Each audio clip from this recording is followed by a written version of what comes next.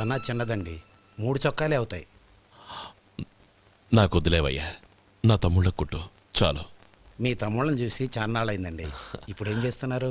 పెద్దోడి పేరు మధు, రెండోవాడు గోపి, ఆఖరోడు శేఖరం. శేఖరం పట్నంలో డాక్టర్ చదువుతున్నాడు. రెండో తమ్ముడు గోపి ఇన్స్పెక్టర్ ఉద్యోగానికి సెలెక్ట్ అయ్యాడు, హైదరాబాద్లో ట్రైనింగ్ అవుతున్నాడు. పెద్ద తమ్ముడు మధు హోటల్లో పనిచేస్తున్నాడు. వాడికి చదువు అప్పలేదు, కానీ వాడికి రాని పనంటూ ఏదీ లేదు. ఎప్పుడూ ఖాళీగా ఉండడు, ఏదో పని చేస్తూనే ఉంటాడు. అది సరే గాని బట్టలు కొంచెం పొడుగు పెట్టి కుట్టు. ఎదిగే పిల్లలు. ఎదిగే పిల్లలు ఏంటండి బాబు, ఎదిగేసిన పిల్లలు. చాలా చాలా ఆపవయ్యా, వాళ్ళకి పెద్ద వయసే ఉందని. అయినా వాళ్ళ వయసుల గురించి నీకెందుకు? దిష్టి పెట్టకు. నేను చెప్పినట్టు కొంచెం పొడుగు పెట్టి కుట్టు. అలాగేనండి.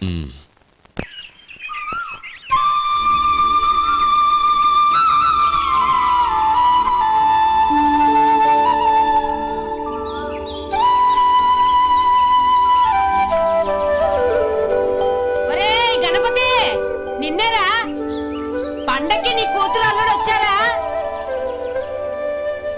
చెవిటి వెదవని చెవిటి వెదవ, వీడికి ఏమన్నా వినిపించి చావదు. నానమ్మా, ఆ వెళ్ళేది గణపతి కాదే, పెరుగమ్ముకునే మంగ. అవునా? నెత్తి మీద ఒక కొండెట్టుకొని చావచ్చు కదా. నువ్వు కళ్ళజోడు పెట్టుకోవచ్చుగా. ఏరా, కళ్ళజోడు పెట్టుకోకపోతే నాకు కనపడదు అనుకుంటున్నావా? అంటే నాకు వయసు అయిపోయిందని దెప్పి పడుతున్నావన్నమాట. ఇందులో తెప్పడానికే ఉంది. నువ్వేమన్నా పడుచుదానివా? 30 ఏళ్ల కిందట నేను పడుచుదాన్ని. అదే అదే మర్చి వదులు, నేను కూర్చోగలను. సరే సర్లే, నీతో నాకు గొడవ ఎందుకు కానీ. తమ్ముళ్ళేరి?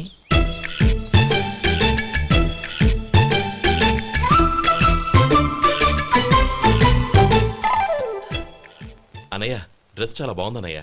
చచ్చా, ఏ బాగున్నాయిరా, మరీ పొడుగైపోయి. అక్కడికి పాపం ఆ టైలర్ చెప్తూనే ఉన్నాడు, నేనే వినిపించుకోలేదు. తప్పంతా నాదే. నువ్వు తప్పు చేయడం ఏంటన్నయ్య? అన్నయ్య, నువ్వు కళ్ళు మూసుకో. దేనికిరా? ముందు మూసుకో చెప్తాను.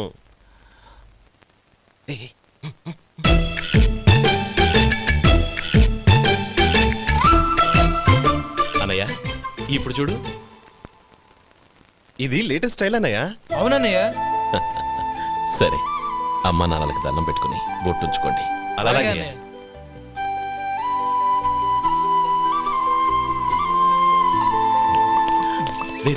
అటు చూడు నానమ్మ, ఓ ఆట పట్టిద్దామా? ఓకే.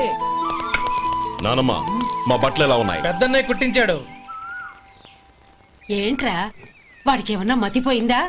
ఇంత కురసగా కుట్టించాడేంటి? ఎదిగే పిల్లలకి కథ పొడుగు పెట్టి కుట్టించొచ్చుగా. ఏమైందిరా? ఇప్పుడు చూడు.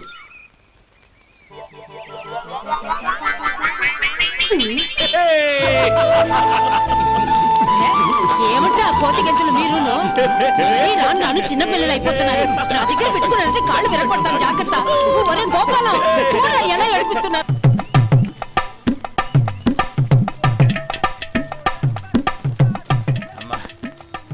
ఏమేంట్రా బాబు, బాబు ఒళ్ళంతా తడిసిపోతుంది.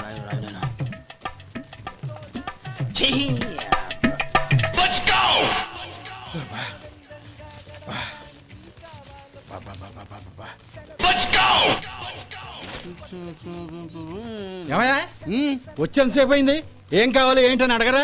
ఏంటి వేళాకోళంగా ఉందా? నీ కట్టికి నేను సర్వర్లా కనపడుతున్నా? అయ్యయ్యో క్షమించండి, పొరపాటు అయిపోయింది. మీరు టిఫిన్ చేయడానికి వచ్చారా? తిన్నారు కదా, అలా జరగండియా. రండి బాబు, వచ్చి కూర్చోండి. నేను కూర్చుంటే క్లీనింగ్ కూడా చేస్తాడు. ఎవడెవడో తెలియదు, ఏంటో తెలియదు. ఏంటో రాను రాను జనానికి కామన్ సెన్స్ లేకుండా పోతాం.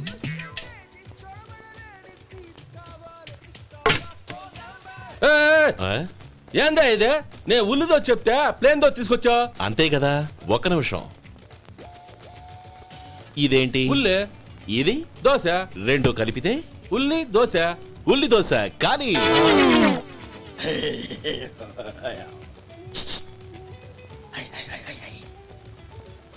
ఏంటి మావా? అది అలా ఉండాలి. గోల్డ్ అంతా ఆయిల్ షో అదే మెయింటైన్ చేయి, అదే మెయింటైన్. గురువుగారు, ఏంది? మీకు మీ హోటల్ కు మేమిద్దరం ఇంత ఆదా చేస్తున్నాం కదా, నాకో 50 తనకో 100 జీతం పెంచొచ్చు కదా. ఏం నువ్వు మాట్లాడేది? అవతల వెళ్ళి ట్రైనింగ్ తీసుకోలేదా? వెళ్ళు. నువ్వేందయ్యా సప్లై చేసుకో, ఎక్కడ చూసా పెట్టి వెళ్ళిపో. అమ్మా ఛాన్స్ దొరికితే చాలు జీతం పెంచు ఎక్కేస్తారు. నాకు బొచ్చే పెరగట్ల, మీకు జీతం ఎందుకు పెంచేది? అమ్మో నా బొచ్చు.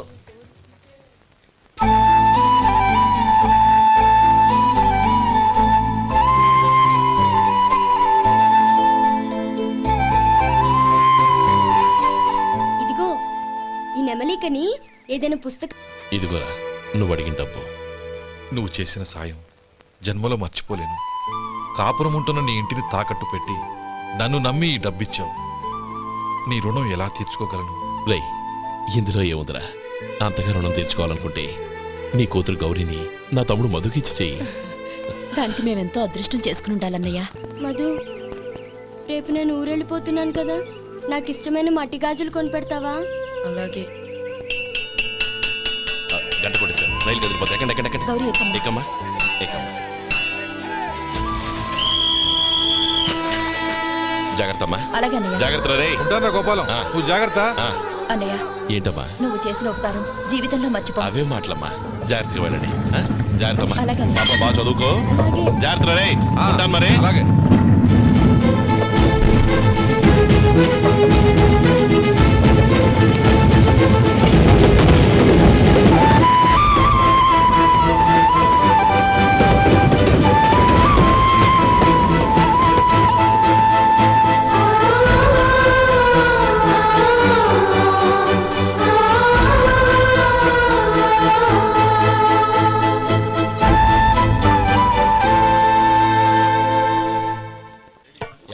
వడుందా? ఇంట్లో చెప్పొచ్చావా? అలాంటివే ఉండవు ఇక్కడ. ఏమడిగారు? వాడా? ఒక్క నిమిషం వస్తా.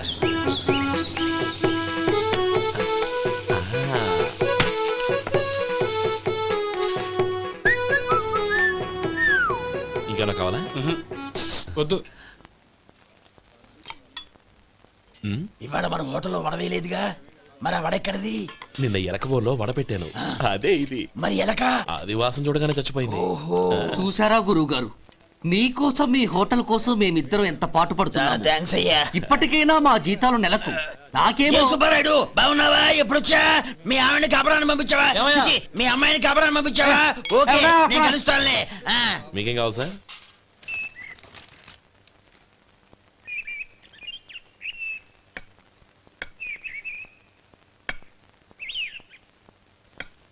ఎక్కడి నుంచిరా ఉత్తరం? టౌన్ లో మన సుందరం లేడు, వాళ్ళ ఆవిడ రాసింది. ఏమని రాసింది? వచ్చే నెలలో ఏదో ఫ్యాక్టరీ పెట్టడానికి మన ఊరు వస్తున్నారట.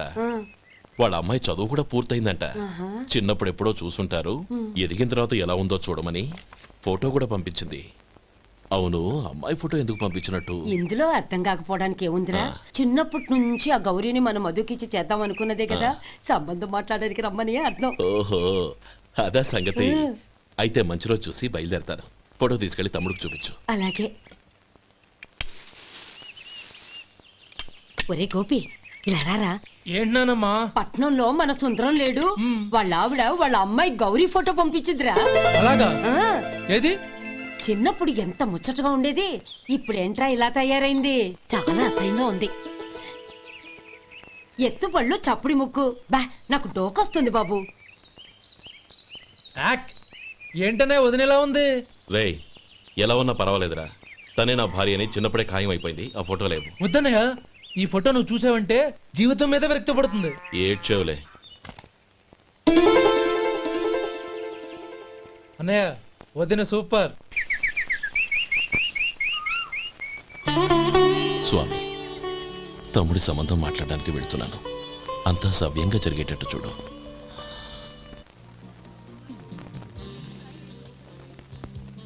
ఎలా ఉన్నారండి? బాగున్నానండి, మీరు ఎలా ఉన్నారు? బానే ఉన్నాను. Congrats sir. ఇలాగే ప్రతి ఏడు మీరే ఉత్తమ పారిశ్రామికవేత్తగా ఎన్నిక కావాలని నేను మనస్ఫూర్తిగా కోరుకుంటున్నాను. Thank you. ఆయన కాకపోతే ఇంకెవరు ఎన్నిక అవుతారు sir? Yes, you are right. రేయ్ సుందరం, ఎలా ఉన్నావురా? బాగున్నావా? ఏంటంటే అలా చూస్తున్నారు? సుందరం నా స్నేహితుడు, పైగా మా ఊరివాడు. చెప్పరా? ఎక్స్క్యూజ్ మీ, ఇలా రా. ఇలా కూర్చునుండు, ఇప్పుడే వస్తాను. అలాగే.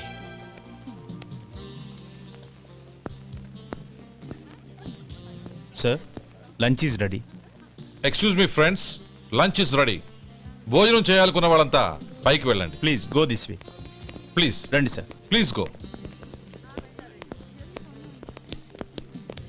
ఎక్స్క్యూజ్ మీ, మీరు కూడా భోజనానికి వెళ్ళండి. అలాగేనండి. నువ్వెక్కడికి? కూర్చో, మనిద్దరం కలిసి భోజనం చేద్దాం. హలో సార్, రండి రండి, టైంకి వచ్చారు. అన్నయ్య గారు మీరా? నమస్కారం అండి. ఎంతసేపు అయింది వచ్చి? ఇప్పుడే వచ్చానమ్మా. ఇంట్లో అందరూ బాగున్నారా? అందరూ బాగున్నారు. అవునమ్మా, అమ్మాయి గౌరీ ఏది? తన ఫ్రెండ్ ఒక అమ్మాయి అమెరికా నుంచి వస్తోంది. రిసీవ్ చేసుకోవడానికి ఎయిర్పోర్ట్కి వెళ్ళింది అన్నయ్య. ఏంటి ఇంత సడన్ గా ఊడిపడ్డావు? అబ్బే ఏం లేదురా, నా తమ్ముడు పెళ్లి గురించి మాట్లాడదామని వచ్చాను. ఓహో, ఏదైనా డబ్బు సాయం కావాలా? అదేంట్రా సుందరం, నా తమ్ముడికి నీ కూతురికి పెళ్లి జరిపిద్దామని చిన్నప్పుడే అనుకున్నాం కదా. అవును, నీ తమ్ముడు ఏం పని చేస్తున్నాడు? హోటల్లో పనిచేస్తున్నాడు. జీతం ఎంత? నెలకి 850 దాకా వస్తుంది. ముఖేష్, కనకారావు. సార్. అయ్యా. ముఖేష్ సార్. నీ జీతం ఎంత? 10,000 సార్. అంటే 10,000. Yes sir. నీ జీతం ఎంత? 2,000 అయ్యా. ముఖేష్ సార్. వాడి టవల్ నీ భుజం మీద వేసుకుని నీ కలజోడు వాడికి పెట్టు. సార్ అది do what I say. Yes sir.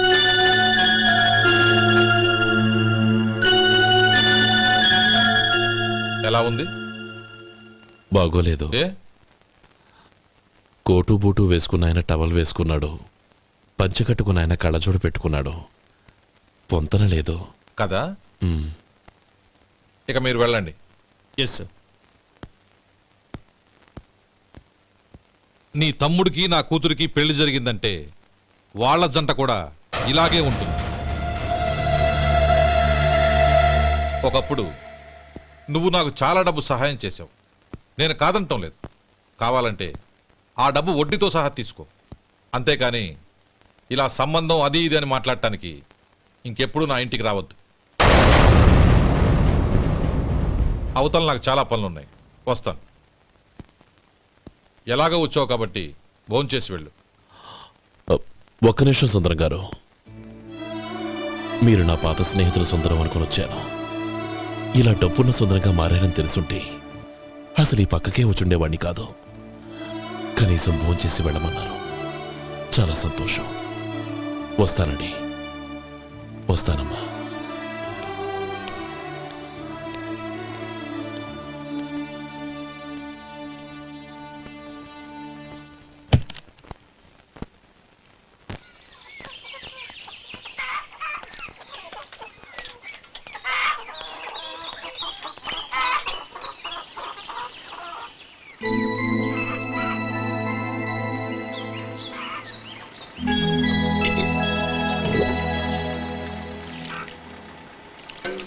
ఏరా, సుందరాన్ని కలిశావా? ఉమ్. ఏమన్నాడు? అమ్మాయి జాతకం ప్రకారం ఇంకో 2 ఏళ్ల వరకు పెళ్లి చేయకూడదంట. దానికి నువ్వేమన్నావు? జాతకంలో అలా ఉన్నప్పుడు దానికి మనమేం చేయగలం నానమ్మా? ఎలాగో ఇంతకాలం ఆగేం కదా, ఇంక 2 ఏళ్లేగా. అది నిజమేలే.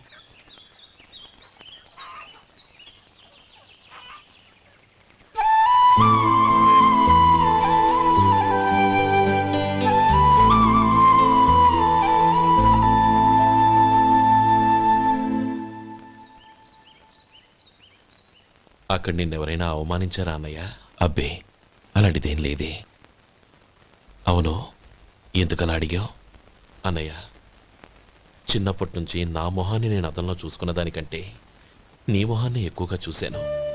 నీ ప్రతి కదలికకు అర్థం నాకు తెలుసు. ఒకటి మాత్రం నిజం అన్నయ్య, నువ్వు తలంచుకుంటేనే గౌరీ నాకు దక్కుతుందనుకుంటే ఈ జన్మే కాదు, ఎన్ని జన్మలెత్తినా అవి నాకు అక్కర్లేదు.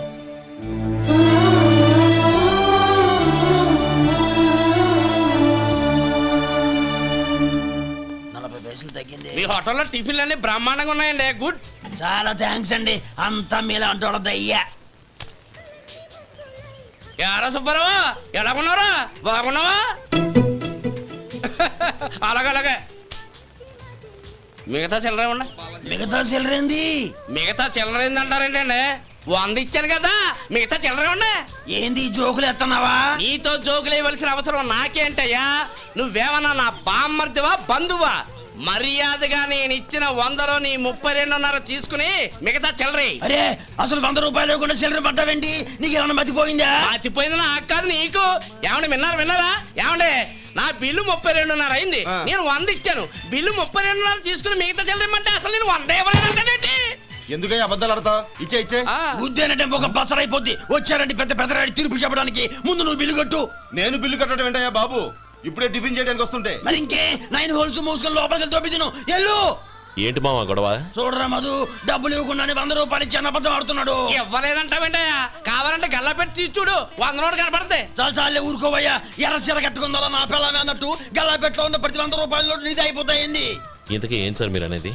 అన్నానికి ఏముందండి, నా బిల్లు పోను మిగతా చిల్లర ఇస్తే నేను వెళ్ళిపోతాను. మీరు ఆల్రెడీ 100 ఇచ్చారు కదా. అవును. అదేంటి? ఇంకో 32.5 ఇస్తే సరిపోతుంది. ఇదేంటయ్యో తిరగాసుగా మాట్లాడుతున్నావు? నా బిల్లు 32.5 కదా. మీ బిల్ ఏది? ఇదిగో. అయ్య బాబాయ్, తెగ మాతో 32.5 నోటు 32.5 ఎలాగైందయ్యా? మీరు 100 ఇవ్వకుండానే ఇచ్చినట్టు. This is cheating. అయినా నేనంత తిన్నానన్నానికి సాక్ష్యం ఏంటి? మీరు 100 ఇచ్చారనడానికి సాక్ష్యం ఏంటి? నేనే. మీరు తిన్నారనడానికి సాక్షి నేనే. ఏయ్, నీలాంటి వాళ్ళని నా సర్వీస్ లో ఇంతమందిని చూశాను. అనవసరంగా గొడవ ఎందుకు కానీ మర్యాదగా కట్టేసి వెళ్ళు. తప్పదా? తప్పదు. ఇవ్వకపోతే మెడ తిప్పేస్తాను. సార్ నా దగ్గర డబ్బు లేదు సార్. ముందు చెయ్యదులు. ఇది ఎంత ఉంటుంది? నాకే తెలుసు. ఇది కొట్టేసిన బాబతేనా? నాకు అట్టా ఉంది. బాగుంది. అయితే నువ్వు వెళ్ళు. వెళ్తానండి. ఏయ్, ఇలాంటి చౌకబారు వేషాలు ఇంకెక్కడా వైకు. కాళ్ళు చేతులు తీసేస్తారు. ఓరా. ఒరే సొంటి, మధుకి వచ్చే నెల నుంచి నెలకి జీతం 100 రూపాయలు పెంచా. నీకు వచ్చే నెల నుంచి నెలకి జీతం 100 రూపాయలు కట్ చేసి వెళ్ళి పని చూసుకుని వెళ్ళండి. వెళ్ళండి. మాస్టారు వస్తున్నాను. ఇల్లు పోస్ట్ ఆఫీసు ఒకటైపోవడంతో నా ప్రాణాలు పోతున్నాయి. ఒక టైం లేదు, పాడు లేదు.